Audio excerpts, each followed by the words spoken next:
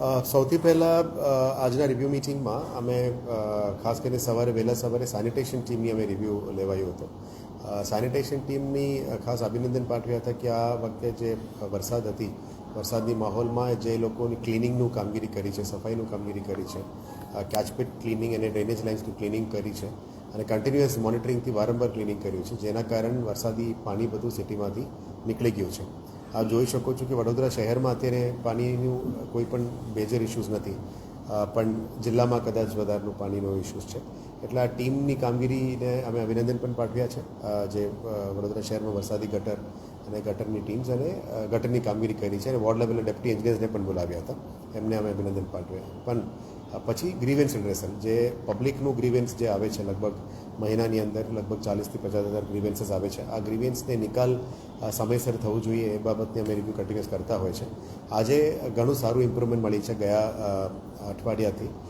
પહેલાં અમારા grievance redressal નિકાલ ઓલમોસ્ટ 12%, અત્યારે વધીને 40% નિકાલ ઓન ટાઈમ થઈ ગયું છે. અમારી એસ્પિરેશન એ છે કે એને 80 to 90%માં આવતા અઠવાડિયા સુધી લાવવાનું એક એસ્પિરેશન છે. એટલે સારા પરફોર્મિંગ ડીઈઝને અભિનંદન પણ પાઠવ્યા અને ખરાબ પરફોર્મિંગ ડીઈઝને તો ટકોર પણ કર્યો હતો. પણ મૂળમાં પબ્લિકનું ગ્રીવેન્સ તરત જ નિકાલ થવું જોઈએ.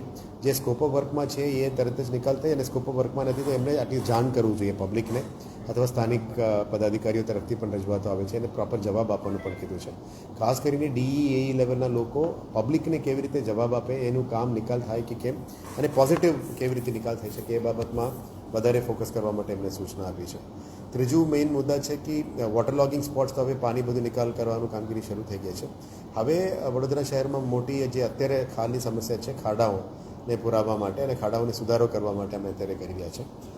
ખાસ કરીને અત્યાર સુધી બધા માનવ દિવસના આધારે એ લોકો રોડ પેચવર્ક કરતા હતા. હવેથી FDR પદ્ધતિ છે ને બધું પેચવર્ક કરવાનું શરૂ કરી દીધી છે. ટૂંકા સમયમાં સ્ટેન્ડિંગમાં અમે ARCs પણ મોકલીએ છીએ. ARCs પાસ થયા પછી વોર્ડ વાઇઝ, ઝોન વાઇઝ એમની જે ARC ક્લિયર થાય એના પછી એ લોકો પેચવર્ક પણ ઝોનલ લેવલમાં, સ્થાનિક લેવલમાં કરવાના છે. સ્થાનિક લેવલમાં રોડ રિપેર સર્ચી રીસર્ફેસિંગ માટે પણ અમે અલગથી મોકલીએ છીએ. એ પણ હવે પ્રોપર કામથી જ કરવાનું છે. અને જે કન્સલ્ટન્સી અને થર્ડ પાર્ટી ઇન્સ્પેક્શનની અભાવ હતી, પહેલાં જે વોર્ડ લેવલના રોડ્સ બનતા હતા, 10 લાખની નીચેનો રોડ બનાવતા હતા, એમાં અકાઉન્ટેબિલિટીનો કોઈ ઇશ્યુઝ હતો, જેના કારણે ખાડાઓ બધા વધી ગયા છે. એમાં પણ હવે ચારો ઝોનમાં નવા 4 રોડ કન્સલ્ટન્ટ્સ લાવવાનું, એ પણ ચેનેજ ડાયાગ્રામથી જ રોડ બનાવવાનું, અને એ પણ કમ્બાઈન કરીને ક્વોલિટી રોડ બનાવવા માટે અમે સૂચના આપી રહ્યા છે. એટલે આખું વોર્ડનું જવાબદારી એક માની લો એક કોન્ટ્રાક્ટર જવાબદારી લે તો આખું વોર્ડની જવાબદારી એને લેવું પડશે. એને બલ્કમાં કામ પણ મળશે, પણ જવાબદારીથી જ કામ કરવું પડે. એ સબ કોન્ટ્રાક્ટ આપીને 10 અલગ અલગ લોકોથી કામ કરે, સપ્લાયનું ઇસ્યુ થાય, એવા સંજોગો ના બને અને રોડ બનાવનાર લોકો ક્વોલિટી રોડ બને અને ચોક્કસ રીતે એનું મેન્ટેન પણ થઈ શકે, એવા રીતનું કામ રોડ બની શકે. ખાડાઓ ના આવે એના માટે આપણે DLP તરફથી જઈ રહ્યા છે. હવેથી ઝોનમાં પણ અમે DLP રોડ્સ કરવા માટે હવેથી ફોકસ કરીશું. અને ખાસ કરીને મોટાભાગમાં જે પોસિબિલિટી છે એમાં જે 18 મીટરનો ઉપરવાળો રોડમાં તો તમામમાં RCC પોસિબલ નથી, ત્યાં મેક્સિમમ પોસિબલ છે અમે ડામર રોડ કરીશું. પણ 18 મીટર નીચે જ્યાં જ્યાં RCC રોડ બની શકે, અત્યારે રાજ્ય સરકાર તરફથી પણ સૂચના આવી રહ્યા છે. એટલે અમે RCC રોડ બનાવવા માટે અને મેક્સિમમ લેવા માટે નક્કી કરીશું. કદાચ થોડું બજેટ વધશે, એક્સપેન્સીસ વધશે, પણ આ પરમનન્ટ સોલ્યુશન આપણા માટે થઈ શકે. 10 વર્ષ સુધી કોઈ ડેમેજ ના થાય, 15 વર્ષ સુધી કોઈ ડેમેજ ના થાય, એવા રોડ બનાવવાનું હોય તો વડોદરા શહેરમાં એ પણ અમે બનાવવા માટે તૈયારીઓ શરૂ કરી દીધી છે. સાથે સાથ જે MP MLA રજૂઆતો, કાઉન્સિલરની રજૂઆતો, પદાધિકારીઓની રજૂઆતો, એ તાત્કાલિક ધોરણે કામ નિકાલ થવું જોઈએ, પબ્લિકની રજૂઆતો નિકાલ થવું જોઈએ, અને એમને એક સેટિસ્ફેક્ટરી જવાબ રાઇટિંગમાં અથવા વર્બલી ફોન ઉપર આપવા માટે પણ તમામ project department, engineers, sanitation team અને તમામ ડિપાર્ટમેન્ટને કીધું છે. ખાસ કરીને અત્યારે ગાર્ડન્સમાં લગભગ 8 નવું ગાર્ડન્સ અમારું રેડી થઈ ગયું છે. એ ધીરે ધીરે આવનારા દિવસોમાં અમે પદાધિકારીઓ જોડે ચર્ચા કરીને આવનારા દિવસોમાં એક ગાર્ડનનું પણ અમે લોકાર્પણ લઈશું. હવે જે રોપા વિતરણ કાર્યક્રમ છે એ પણ આપણા માટે એક બહુ સક્સેસ છે. ઘણા બધા પોઝિટિવ રિસ્પોન્સ પણ પબ્લિકમાંથી આવી રહ્યા છે અને એક્સપાન્ડ કરી રહ્યા છે. હવે દરેક વોર્ડ્સમાં, દરેક ઝોન્સમાં મોટાભાગના પબ્લિક સ્પેસીસમાંથી અમે ડિસ્ટ્રીબ્યુશન કરી રહ્યા છે.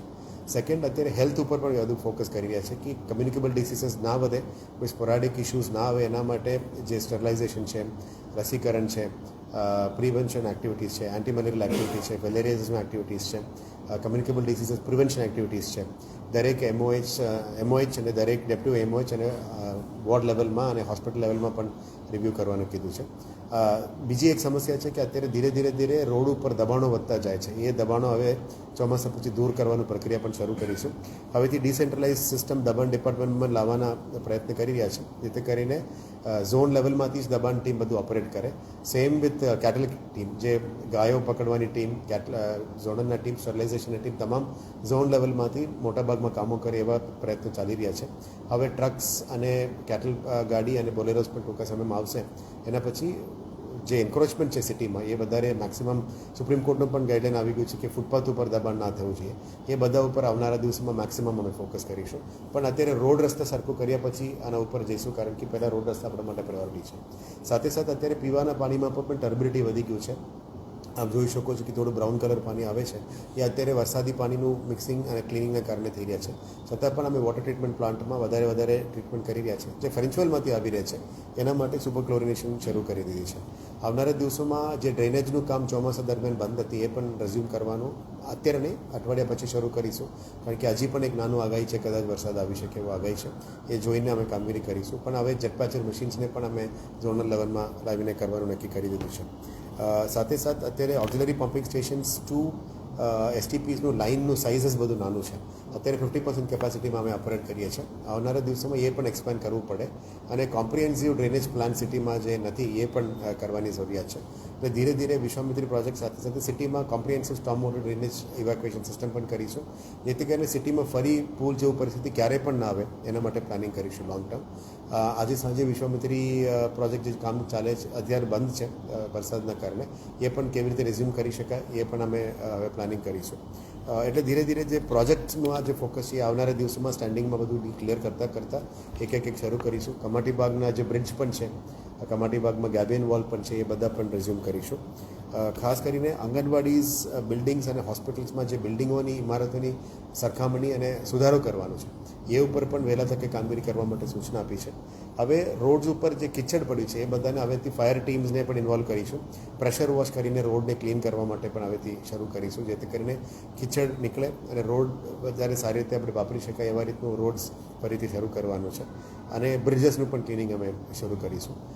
બ્રિજ બ્યુટિફિકેશન્સ પણ શરૂ કરવાના છે, વોલ પેઇન્ટિંગ શરૂ કરવાના છે, ટાંકીઓ ઉપર જે પેઇન્ટિંગ્સ બ્યુટિફિકેશન્સ કરવાના છે એ પણ શરૂ કરી દેવાના છે. PM બસમાં અત્યારે 50 બસીસ આવી ગયું છે, 30 ચાલુ થઈ ગયું અને ટૂંકા સમયમાં 20 બસીસ પણ અમે લોન્ચિંગ કરીશું. પછી ધીરે CNG બસીસને અમે કંટ્રોલ લેવાના છે. પછી ડિસેન્ટ્રલાઇઝ ચાર્જિંગ સ્ટેશન્સ પણ ચારો ઝોનમાં શરૂ કરવાના છે. હવે ગોત્રીથી શરૂ કરીશું. નેક્સ્ટ ઈસ્ટ ઝોનમાં ચાર્જિંગ સ્ટેશન બનાવવા માટે મેં પ્લાનિંગ કર્યું છે. જે સયાજીગંજમાં high speed rail area, corridor area development આવી રહ્યા છે, એટલે ત્યાં કોઈ ઇલેક્ટ્રિકલ ઇન્ફ્રાસ્ટ્રક્ચર મોટા ભાગમાં નથી કરી શકતા. એટલે અમે આને શિફ્ટ કરીને ઈસ્ટમાં સયાજીપુરામાં લિફ્ટ કરી રહ્યા છે. આવનારા દિવસોમાં નોર્થ અને સાઉથમાં નિઝામપુરામાં પણ પ્લાનિંગ ચાલુ છે. સાથે જે જર્જરિત મકાનોમાં અત્યારે જે નોટિસો આપી છે એ લોકોને પણ વિનંતી કરી રહ્યા છે ખાલી કરવા માટે, કારણ કે આવનારા દિવસોમાં એ ફરી કંઈ જોખમ ના થાય. કારણ કે આ ચોમાસામાં એક નાનું બિલ્ડિંગ પડી ગયું હતું, ફરીથી જોખમ ના થાય એના માટે ટાઉન પ્લાનિંગ અને બિલ્ડિંગ ડિપાર્ટમેન્ટને પણ સૂચના આપી છે. એન્ડ મોસ્ટલી જે પુશિંગ પદ્ધતિથી જે ઈસ્ટ ઝોનમાં પાણી લાવવાનું છે એ કામ ઉપર પણ હવે ફોકસ કરીશું.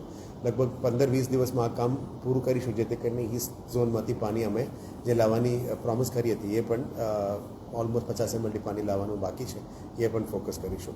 ટૂંકામાં મોસ્ટલી પબ્લિક ગ્રીવેન્સીસને ટૂંકા સમયમાં પહોંચી વળે, સોશિયલ મીડિયામાં પણ આવતા કમ્પ્લેન્ટ્સને પહોંચી વળે, મેઇલ્સમાં, વોટ્સએપમાં, ટોલ ફ્રી નંબરમાં આવવાના કમ્પ્લેન્ટ તમામને વહેલા તકે પબ્લિકનું ગ્રીવેન્સ રિઝોલ્વ કરવા માટે સૂચના આપી છે. અને જે પ્રોજેક્ટ્સ છે આપણે બજેટમાં લીધેલા છે, તમામ પ્રોજેક્ટ્સનું આવનારા દિવસોમાં એક કરીને લેવામાં શરૂ કરીશું.